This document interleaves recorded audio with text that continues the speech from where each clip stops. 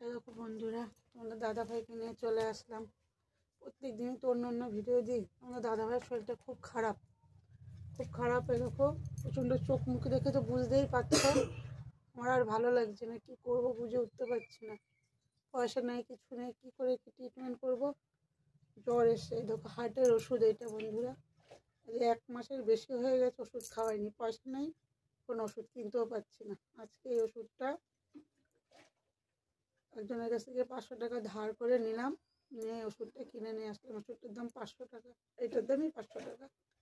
এটা খুব দরকার খাওয়ানোর, এটা না খাওয়ালে ঠিক হবে না। হার্টের সমস্যা আছে, যেহেতু ডায়ালিসিস হয়, কখন ব্লক হয়ে যায় তার তো ঠিক নেই। চারিদিকে সমস্যা, যেই পায়ে ব্যথা, এই পাটাতে ড্রেসিং করতে করতে ওদেরকে পাটা দেখাও।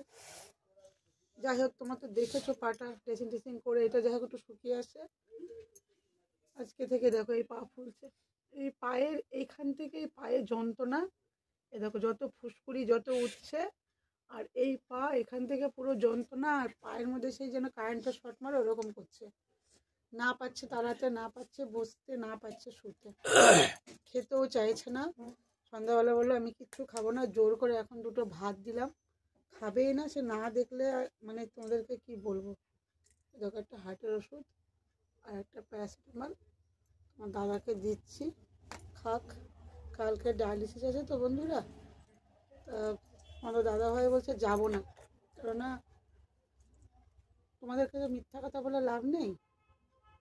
সত্যি বলতে পয়সা নেই। কালকে হয়তো একটু বেলা করে যাব, পয়সা জোগাড় না করা পর্যন্ত যেতে পারবো না।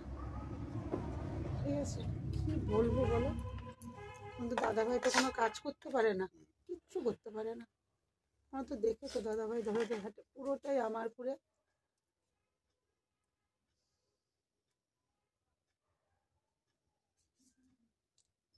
সংসারটা চলে। এখন নিজেও কাজটা করতে পারছি না, কেননা কোমরে প্রচণ্ড যন্ত্রণা করছে। আমার নিজের 2টো অপারেশন আছে, আমি বসে কাজটা করতে পারছি না।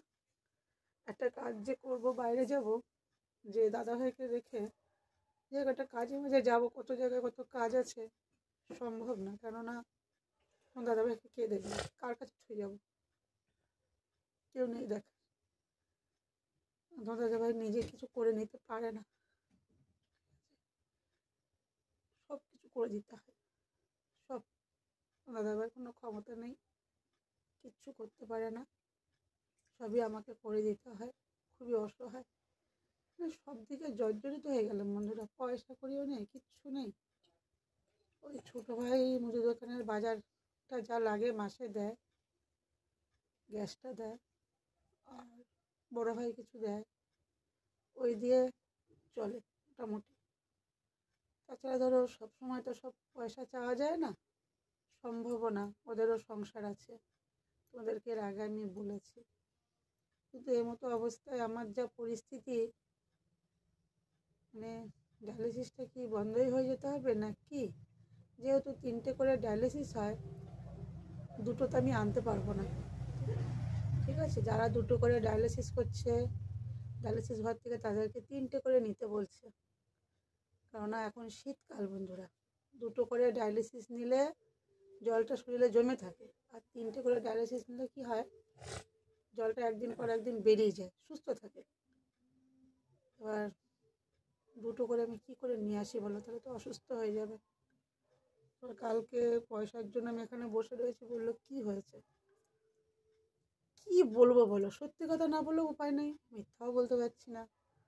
বলছে ডায়ালিসিসের পয়সাটা এখনও জোগাড় করতে পারিনি, এখনও পর্যন্ত পারিনি। এখন তোমাদের সামনে কথা বলছি, রাত বাজে 10টা, পারিনি জোগাড় করতে।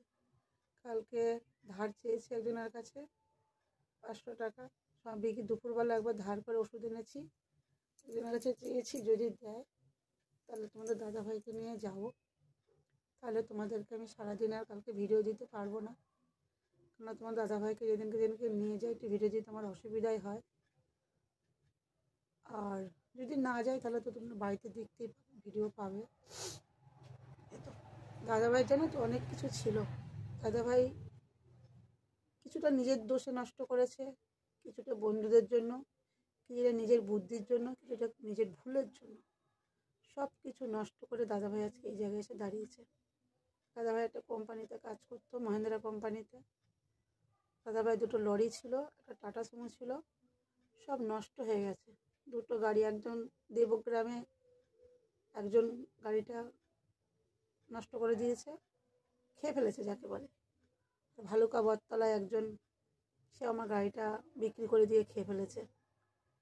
তা আমি তাদের সাথে কিছু লড়ে উঠতে পারিনি, কারণ আমার পিছনে আমি কাউকে পাইনি। তোমার দাদাভাই অসুস্থ, আমি একটা মেয়ে মানুষ, অসম্ভব। আমার ছেলেটা ছোট, আমাকে ছেড়ে দিতে হয়েছে। টাটা সুমোটাও ঠিক সেইভাবেই গিয়েছে। আজকে তোমার দাদাভাই ট্রিটমেন্ট করাতে আমার সোনা দানা যা ছিল, যতটুকুনি ছিল, ব্যাঙ্গালোর নিয়ে যাওয়া, কলকাতায় নিয়ে যাওয়া, মনোরমায় ভর্তি করা, সবটুকু আমার নষ্ট হয়ে গেছে। এখন আমি ভিখারি হয়ে গেছি, লোকের কাছে হাত পেতে পেতে আমাকে পয়সা চাইতে হয়। মানে কি বলবো বলো, আর কিছু তো বলার নেই। প্রত্যেকের কাছে হাত, প্রত্যেক ডায়ালিসিসের আগের দিন আমাকে বলতে হয় যে আমাকে কেউ একটু সাহায্য করো, আমি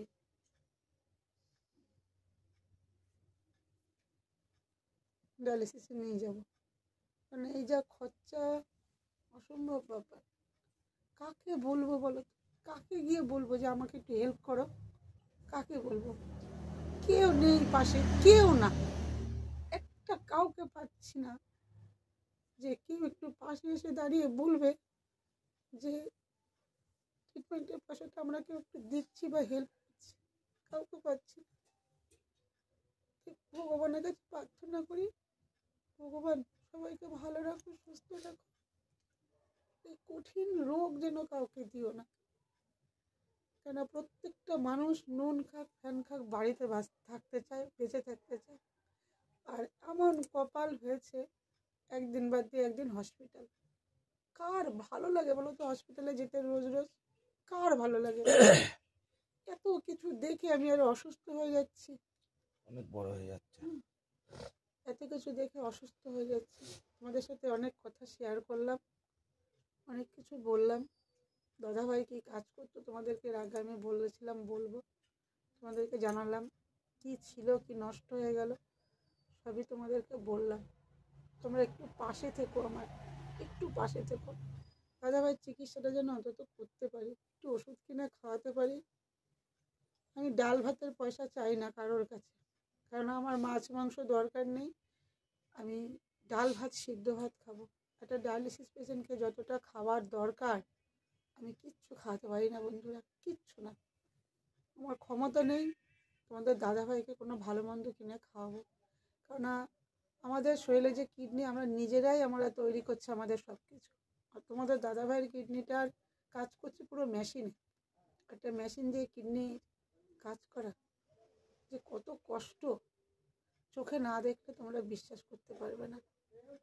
আমি যে তোমাকে মনোরমার ভিতরের ওগুলো তো দেখাতে পারবো না, সেই আইন আমার নেই, কোনোদিনই পারবো না। তা খুব কষ্ট, খুব। আজকে কোথায় যে যাব, কোথায় গিয়ে দাঁড়াবো বলতে পারছি না। নিজের বাড়ি ঘরও নেই, বাবার বাড়িতে আছি। কেন বাবার বাড়িতে আছি সেটাও তোমাদেরকে আমি একদিন ভিডিওতে দেখাবো। তোমরা দেখো, দেখতে থাকো। আর যারা ফেসবুক থেকে দেখছো যা করার করে দিও, যারা ইউটিউব থেকে দেখছো তারাও একটুখানি লাইক কমেন্ট একটু সাবস্ক্রাইব করে দিও, ফেসবুক থেকে একটু ফলো করে দিও। এটাই তোমাদের কাছে আমার আশা আর চাওয়া, আর কিচ্ছু না। একটু পাশে থাকো আমাদের, একটু তোমার দাদাভাই চিকিৎসাটা যেন করাতে পারি, এইটুকুই তোমাদের কাছে আমি অনুরোধ করছি।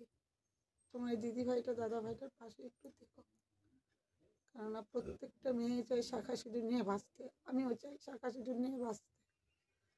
আমি এত সহজে তুমি হারাতে চাই না, পাশে থেকো। এই বয়সে এসে যদি সব কিছু এরকম হয়ে যাবে আমি কোনোদিনও ভাবতে পারিনি, খুব অসহায় লাগে।